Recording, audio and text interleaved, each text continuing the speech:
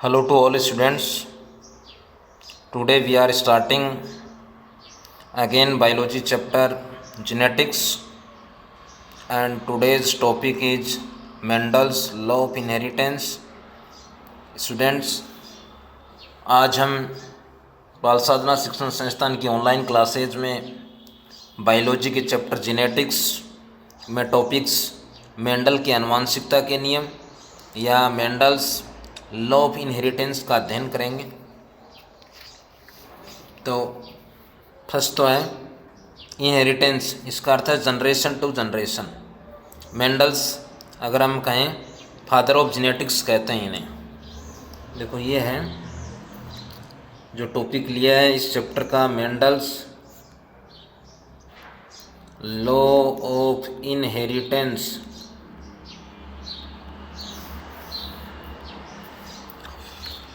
Mendel के वंशांगति के नियम। ध्यान ये रखना है, मेंडल ने गार्डन पी प्लांट पर प्रयोग किए थे। एक्सपेरिमेंट गार्डन पी पर किए थे। गार्डन पी का जो बोटनिकल नेम है वो पाइसम सटाइवम है। ध्यान ये रखना इसमें, मेंडल ने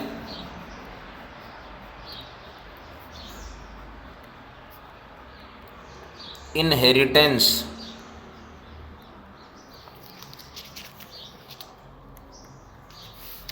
को समझाने के लिए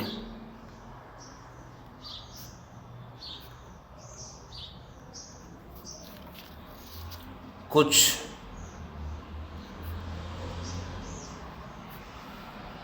इम्पोर्टेंट लॉज दिए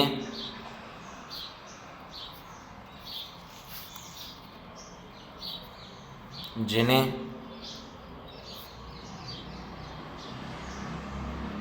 मेंडल्स लॉ ऑफ इनहेरिटेंस कहते हैं।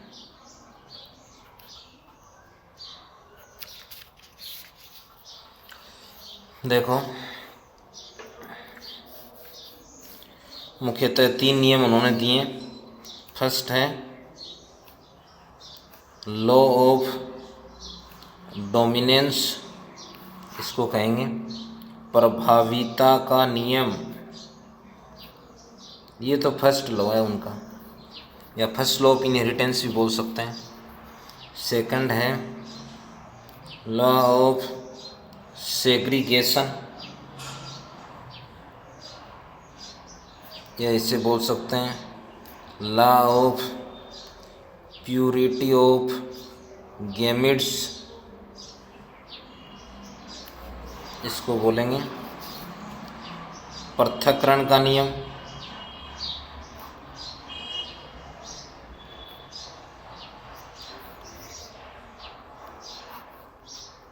इसको बोलेंगे युग्मकों की शुद्धता का नियम।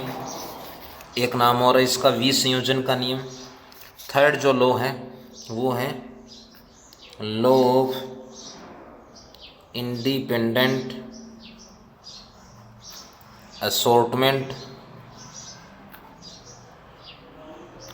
इसको बोलेंगे स्वतंत्र अपव्यूहन का नियम। ये मेंडल का थर्ड लॉ है। ये 3 मुख्यतः उन्होंने दिए थे नियम। First law of dominance, second law of segregation, third law of independent assortment. इसमें फर्स्ट लॉ है लॉ ऑफ डोमिनेंस। फर्स्ट है लॉ ऑफ डोमिनेंस। देखो ये बोल सकते हैं इसे इट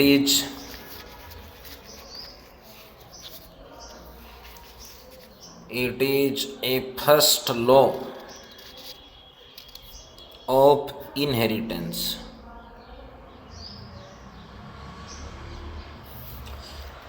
सेकंड देखो, इस नियम को एक छोटे से फ्लो चार्ट या फिगर से हम समझते हैं, वहाँ से ही सामान्यतः इस नियम को हम लिखेंगे। जैसे एग्जाम्पल हम लें, जो मेंडल ने 34 कॉन्ट्रास्टिंग करैक्टर में से 7 पेयर कॉन्ट्रास्टिंग करेक्टर्स को स्टडी के लिए सेलेक्ट किया था, उनमें से किसी भी करेक्टर्स को लेकर इन तीनों नियमों को हम समझा सकते हैं। उन जो 7 जोड़ी विपर्यासी लक्षण हैं उनमें से मैं ले रहा हूँ एक करेक्टर हाइट ऑफ प्लांट, पादप की ऊंचाई, हिंदी में बोलेंगे पादप की ऊंचाई। देखो P1 P2, यहाँ P1 को कहेंगे पेरेंट फर्स्ट, P2 को कहेंगे पेरेंट सेकंड। दूसरा देखो ये सिंबल मेल के लिए यूज़ करते हैं, मेल ऑर्गेनिज्म के लिए, ये करते हैं फीमेल के लिए। तो यहाँ भी हम इन दोनों को काम में लेंगे, इसको मान सकते हैं मेल, तो ये हो जाएगा फीमेल, यानी मेल पेरेंट फीमेल पेरेंट। ये है tall plant, tall dominant character लिया था टेबल में हमने। ये है dwarf plant, dwarf recessive character लिया था। मेंडल ने डोमिनेंट को कैपिटल लेटर में शो किया था और जो रिसेसिव थे अप्रभावी थे उसे स्मॉल लेटर में दर्शाया था। इसको ऐसे दर्शाते हैं, इसको ऐसे दर्शाते हैं। नेक्स्ट जो प्रक्रिया है वो है मियोसिस, अर्धसूत्री विभाजन होगा, यानी पेरेंट से क्रोमोसोम क्या हो जाएंगे आधे, 2 समान गैमेट बनेंगे, एक लिया मैंने, यहाँ भी 2 समान गैमेट बनेंगे, एक लिया। ये तो हैं गैमेट्स। यदि ये दोनों गैमेट क्रॉस होते हैं आपस में और क्रॉस होकर ये प्लांट बनाएंगे, और इस प्लांट को तो कहेंगे टॉल प्लांट, क्योंकि ये और ये 2 एलील्स हैं इसमें, इनमें से ये डोमिनेंट है, ये रिसेसिव है। डोमिनेंट अपना लक्षण दर्शाती है मेंडल के अनुसार, रिसेसिव नहीं दर्शा पाती है F1 जनरेशन में, और इस दौरान जो स्पेसिफिक जनरेशन बनती है उसे बोलेंगे F1 जनरेशन। ये तो F1 जनरेशन हुई। अब देखो नियम क्या होगा, देखो एक तो है लक्षण कितने लिए हैं, एक लक्षण लिया है, एक लक्षण के बेस पर हम कहेंगे क्रॉस को मोनो हाइब्रिड, अगर 2 लेंगे तो डाई हाइब्रिड, 3 लेंगे ट्राई हाइब्रिड, यदि अनेक लेंगे तो पॉली हाइब्रिड। या एक ही लक्षण लिया है हाइट, तो ये आ जाएगा लॉ ऑफ डोमिनेंस।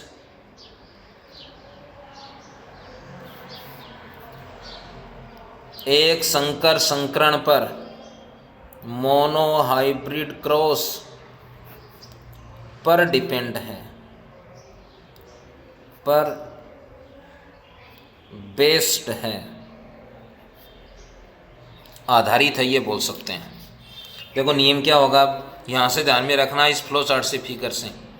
जब एक ही लक्षण के लिए है पादप की ऊंचाई, 2 भिन्न पौधों में, एक पौधा ये टॉल प्लांट, एक ड्वार्फ प्लांट, क्या करवाते हैं क्रॉस करवाते हैं। क्या करवा रहे हैं क्रॉस, तो F1 जनरेशन में केवल प्रभावी लक्षण प्रकट होता है, टॉल प्रभावी है, इसलिए इस नियम को क्या बोलते हैं प्रभाविता का नियम। देखो वंस अगेन, जब एक ही लक्षण को लेकर, लक्षण क्या है पादप की ऊंचाई, 2 भिन्न पौधों में, एक पौधा ये दूसरा पौधा ये, क्रॉस करवाते हैं, ये क्रॉस, तब F1 जनरेशन में केवल प्रभावी लक्षण प्रकट होता है, टॉल प्रभावी लक्षण है, इसलिए इसको प्रभाविता का नियम। देखो वंस अगेन, जब एक ही लक्षण को लेकर 2 भिन्न pौधों में क्रॉस करवाते हैं तो F1 जनरेशन में केवल प्रभावी लक्षण प्रकट होने के कारण इसे लॉ ऑफ डोमिनेंस कहते हैं। देखो जब एक ही लक्षण, 7 जोड़ी विपर्यासी में कोई सा भी हम ले सकते हैं, जब एक ही लक्षण को लेकर 2 भिन्न पौधों में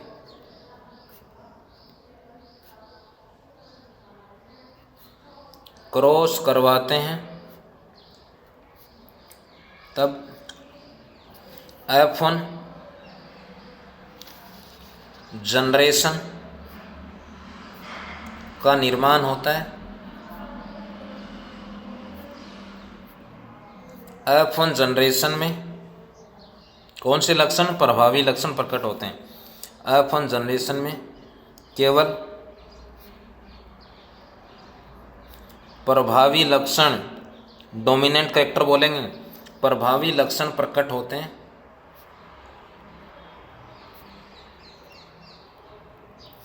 अतः इसे लॉ ऑफ डोमिनेंस या हिंदी में कहेंगे प्रभाविता का नियम कहते हैं।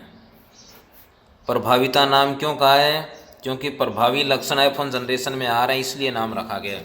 ये पहला लॉ है। अब देखो दूसरा लॉ ले रहे हैं इसका, वंश इनहेरिटेंस का या वंशांगति का द्वितीय नियम, और जो कि है लॉ ऑफ सेग्रीगेशन, या इसको बोलेंगे law of purity of gametes. देखो हिंदी में इसे तो कहेंगे पृथक्करण का नियम, इसको बोलेंगे युग्मकों की शुद्धता का नियम। एक नाम और बोल सकते हैं विसंयोजन का नियम, विसंयोजन का नियम। ये तीन नाम है सामान्यतः हम काम में लेते हैं लॉ ऑफ सेग्रीगेशन ही, या इसे लॉ ऑफ सेपरेशन भी बोल सकते हैं।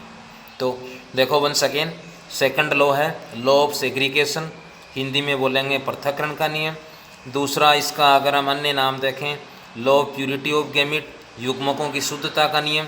तीसरा विसंयोजन का नियम। तीनों अभी अर्थ लेंगे कि ये नामांकन क्यों रखे गए, अलग अलग एक ही नियम के नाम क्यों हैं ये। देखो पहला तो है कौन सा लॉ है ये, सेकंड है, तो ये बोल सकते हैं it is second law of inheritance, Hindi में बोलेंगे यह इनहेरिटेंस का द्वितीय नियम है। देखो ये भी एक ही लक्षण हम लेंगे इसमें, तो ये भी मोनोहाइब्रिड पर आधारित है। लॉ ऑफ सेग्रीगेशन भी मोनोहाइब्रिड क्रॉस पर बेस्ड है, पर आधारित है। अब देखो अभी आएगा मोनोहाइब्रिड का नियम, बाद में हम फ्लो चार्ट के बेस पे लिखेंगे। एग्जाम्पल मैं ले रहा हूँ इसमें, टेबल में जो हमने 7 पेयर कॉन्ट्रास्टिंग करेक्टर लिए थे उनमें से कोई भी ले सकते हैं, जैसे हाइट ऑफ प्लांट, ये एग्जाम्पल लिया है या ये लक्षण लिया है इस नियम को समझाने के लिए। हाइट देखो वही parent first, parent second, parent first में टॉल प्लांट, सेकंड है ड्वार्फ प्लांट,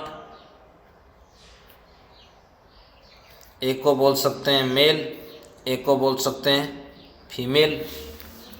मेंडल ने के अनुसार टॉल डोमिनेंट करेक्टर है, डोमिनेंट को उन्होंने कैपिटल लेटर में दर्शाया था। ड्वार्फ उनके अनुसार रिसेसिव है, रिसेसिव को उन्होंने स्मॉल लेटर में दर्शाया था। नेक्स्ट दोनों पेरेंट में मियोसिस प्रक्रिया होती है, यानी अर्धसूत्री विभाजन होता है। विभाजन होने से गैमेट बनते हैं समान, दोनों एक एक लिया, यहाँ भी दोनों समान बनेंगे, यहाँ भी दोनों समान बनेंगे। इन दोनों को बोलेंगे गैमेट्स। क्या होगा देखो, ये दोनों आपस में क्या क्रॉस दर्शाते हैं, ये बोल देंगे क्रॉस। क्या बनेगा, ये बन रहा है। इस स्थिति में जो प्लांट होगा वो प्लांट तो होगा टॉल प्लांट, ठीक है। इस जनरेशन को बोल देंगे F1 जनरेशन, यानी फर्स्ट फीलियल जनरेशन, हिंदी में बोल देंगे F1PD। यहाँ तक जो नियम था वो लॉ ऑफ डोमिनेंस देखा। देखो यहाँ क्या लिया था अभी, जब एक ही लक्षण को लेकर दो भिन्न पौधों में क्रॉस करवाते हैं तो F1PD में केवल प्रभावी लक्षण प्रकट होता है, इसलिए प्रभाविता का नियम। इसके बाद देखो ये गैमेट्स, पुनः गैमेट्स का निर्माण होता है, एक ही इनको बोलेंगे गैमेट्स ऑफ F2 जनरेशन। इसके बाद में F1 के बाद में एक जनरेशन और बनेगी जिसे F2PD कहेंगे। अब देखो ध्यान ये रखना है यहाँ गैमेट्स परस्पर क्या हो रहे हैं, पृथक हो रहे हैं, पृथक हो रहे हैं, इसलिए इस नियम का नाम रखा गया है पृथक्करण का नियम। दूसरा है ये संयोजन है, पेड़ अवस्था में यहाँ संयोजन क्या हो रहा है, अलग हो रहा है, तो वी का अर्थ होता है रिमूव के लिए लेते हैं, वी का अर्थ है रिमूव, हटना, संयोजन यानी संयोजन का हटना, ये संयोजन है, संयोजन हट रहा है यानी अनपेड़ अवस्था में आ रहा है, इसलिए विसंयोजन कह देंगे। देखो दोबारा, गैमेट्स परस्पर पृथक हो रहे हैं, नियम क्या होगा देखो, जब एक ही लक्षण को लेकर, वो है हाइटोप्लांट, दो भिन्न पौधों में क्रॉस करवाते हैं तब F1PD का निर्माण होता है, F1 जनरेशन का। F1PD के पश्चात गैमेट्स परस्पर क्या हो रहे हैं, पृथक हो रहे हैं, इसलिए पृथक्करण का नियम, सेपरेट हो रहे हैं, इसलिए लॉ ऑफ सेपरेशन भी बोल सकते हैं। अगला देखो, तीसरा नाम क्या लिया मैंने, विसंयोजन का नियम। वी हमेशा 11th क्लास में कई बार ये ऐसे बिंदु आए हैं आपके सामने, कुछ ऐसे शब्द आए हैं। वी का अर्थ है टू रिमूव, संयोजन का अर्थ है पेड़ फॉर्म में, ये देखो पेड़ फॉर्म में, ये पेड़ फॉर्म में, यहाँ संयोजन अलग हो रहा है। ये देखो डोमिनेंट है, ये रिसेसिव है, ये प्योर डोमिनेंट बोल सकते हो, प्योर रिसेसिव है, यानी दोनों गैमेट्स परस्पर क्या हैं, शुद्ध हैं, ये शुद्ध प्रभावी, ये शुद्ध अप्रभावी, युग्मक शुद्ध हैं, इसलिए इस नियम को क्या बोल देते हैं, युग्मकों की शुद्धता का नियम। अब देखो आगे F2 जनरेशन का निर्माण हम करेंगे। इसके लिए सबसे पहले एक वैज्ञानिक थे, अगर 12th NCERT की बेस पर अगर हम देखें, उनका नाम था रेजिनाल्ड सी पनेट। उन्होंने सबसे पहले ये पनेट स्क्वायर बताया था, इसको बोलते हैं पनेट स्क्वायर, इस बॉक्स लाइक संरचना को किसने बताया था, रेजिनाल्ड सी पनेट ने। उनके नाम पर ही इसका नाम रखा गया पनेट स्क्वायर। यहाँ देखो, ये दोनों जो गैमेट बन रहे हैं F2 जनरेशन के, इनमें क्या होगा, सेल्फिंग होगी या सेल पोलिनेशन होगा, सेल्फिंग होगी या सेल पोलिनेशन होगा। ये देखो, एक और ये ले लिए, दूसरी और ये ले लिए, एक को हम बोल सकते हैं मेल, एक को बोल देंगे फीमेल, ये ऊपर वाले को बोल देते हैं मेल, ये नीचे वाले तो हैं ये फीमेल से संबंधित हैं। यदि इन दोनों का क्रॉस होता है ये पौधा बनेगा। क्या कैसा है देखो, दोनों समान हैं इसलिए होमोजाइगस, कैपिटल लेटर में भी लिखा है इसलिए डोमिनेंट, यानी इसको बोलेंगे डोमिनेंट होमोजाइगस। प्लांट कैसा है, टोल। यदि इन दोनों का क्रॉस होता है तब ये प्लांट बनेगा। यहाँ दोनों अलग अलग हैं, विषम है दोनों, इसलिए विषम युग्मनज जी कह देंगे। ये डोमिनेंट है, ये रिसेसिव है। यहाँ डोमिनेंट अपना करेक्टर दर्शाएगा अपन जनरेशन में, जो हमने किया है पहले, टोल। यदि इन दोनों का क्रॉस होता है तो ये बन जाएगा। ये भी दोनों अलग अलग हैं, विषम है, इसलिए विषम युग्मनज जी। हेटेरोजाइगस बोलेंगे, यहाँ डोमिनेंट लक्षण दर्शाएगा टोल।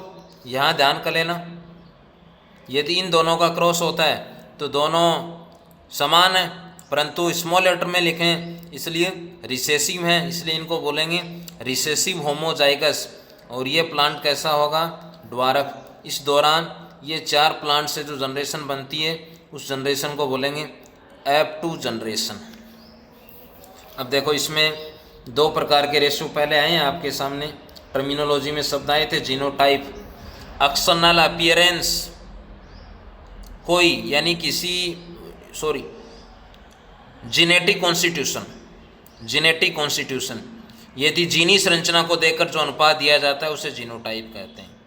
जीनी संरचना को, ये जीनी संरचना जीन है, जीन हमेशा पेड़ अवस्था में दर्शाती है, ये भी पेड़ अवस्था में, ये भी पेड़ है, ये भी पेड़ है। यहाँ दोनों जीन समान हैं, यहाँ दोनों अलग अलग हैं, यहाँ अलग अलग हैं, यहाँ दोनों समान हैं। तो जीनी संरचना को देखकर जो अनुपात दिया जाता है उसे जीनोटाइप कहते हैं। देखो, एक प्लांट है, ये ऐसे प्लांट भी बने, ऐसे भी बने, ऐसे प्लांट एक ही बने तो इसको बोल देंगे एक, ऐसे प्लांट ये दो बने, ये 1:2, ऐसे प्लांट एक ही बना है ये, तो ये आ जाएगा जीनोटाइप। हिंदी में बोलेंगे जीन प्रारूप। जीनी संरचना को देखकर जो अनुपात दिया जाता है उसे जीनोटाइप कहते हैं। किसका है ये, लॉ ऑफ सेग्रीगेशन में। किस पीढ़ी का है, F2 जनरेशन का है। मोनो हाइब्रिड क्रॉस का भी अगर जीनोटाइप पूछे तो 1:2:1 है, क्योंकि ये नियम किस पर आधारित है, मोनो हाइब्रिड क्रॉस पर आधारित है।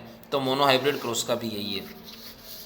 देखो, दूसरा है फिनोटाइप, इसको बोलेंगे एक्सटर्नल अपीयरेंस, बाह्य लक्षणों को देखकर, बाह्य लक्षणों को देखकर जो अनुपात दिया जाता है वो फिनोटाइप है। इंग्लिश में इसको बोलेंगे एक्सटर्नल अपीयरेंस। देखो इस प्लांट को देखेंगे बाह्य रूप से तो टोल है, ये भी टोल है, ये भी टोल है, यानी 3 प्लांट कैसे बन रहे हैं, टोल। ड्वार्फ कितने बन रहे हैं, एक ही, तो एक तो हम ले लेंगे टोल, दूसरा ले लेंगे ड्वार्फ। टोल कितने हैं, 3, ड्वार्फ कितने हैं, 1, तो लक्षण प्रारूप है 3:1 या फिनोटाइप है 3:1। किसका है, लोब सेग्रीगेशन का। किस पीढ़ी का, वो F2 जनरेशन का। मोनोहाइब्रिड क्रॉस का भी यही है, क्योंकि ये नियम किस पर आधारित है, मोनोहाइब्रिड क्रॉस पर। क्या फिनोटाइप, एक्सटर्नल अपीयरेंस के बेस पर जो रेशियो लिया जाता है उसे फिनोटाइप कहते हैं। बाह्य लक्षणों के आधार पर जो लिया जाता है उसे लक्षण प्रारूप। कितना, 3:1। जीनोटाइप, जीनी संरचना को देखकर, जीनेटिक कॉन्स्टिट्यूशन को देखकर जो अनुपात दिया जाता है वो। अब देखो नियम क्या होगा, दोबारा रिपीट कर रहा हूँ। जब एक ही लक्षण को लेकर, लक्षण क्या है, हाइट ऑफ प्लांट, 2 भिन्न पौधों में क्रॉस करवाते हैं, तब F1 पीढ़ी के पश्चात गैमीट परस्पर पृथक हो जाते हैं, इसलिए इसे पृथक्करण का नियम कहते हैं। वंस अगेन, जब एक ही लक्षण को लेकर 2 भिन्न पौधों में क्रॉस करवाते हैं, तब F1 पीढ़ी के पश्चात गैमीट परस्पर पृथक हो रहे हैं, इसलिए इसे पृथक्करण का नियम कहते हैं। देखो ये होगा नियम, जब एक ही लक्षण को लेकर 2 भिन्न पौधों में